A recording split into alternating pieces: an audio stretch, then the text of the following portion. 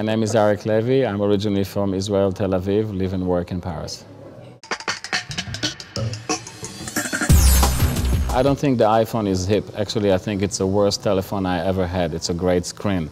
I think it's absolutely rubbish. A piece of telephone that there's no copy-paste. So let's not talk about the iPhone. It's a fantastic media tool. I don't think it's a great phone. My own experience. A bus is one of the best means of transportation. At least you're not in the underground and you experience the city. You just have to practice it. Like sex.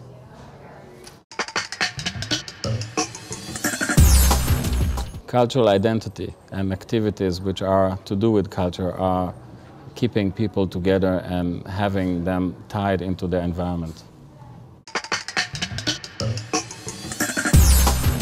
Well, go out of the door and have a walk, you'll see.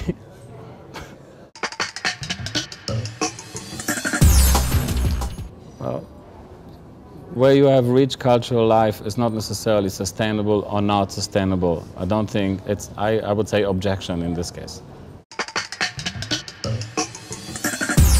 I think it's mostly to do with emotional ergonomics. People, the city and life is about people, not about objects, not about imitation. And I think people make other people do other things and so on. It's a ball. The city is sustained by the personal stories. It's not a question, it's a statement. Well, I think if people will stop email and SMS when they want to have a drink, that will become more human. I think neither nor. It's building, the building industry is not about generous or not generous. Architects have to good architects have to evaluate the space of which they offer to people to live in. That's a good one. The interesting thing about this question is that, in fact, the cities are growing vertically, while the green doesn't reach 10% of the height of the city. So, and this is why we see, I think, some architects take the green and put it on the roof or will put it on the balconies.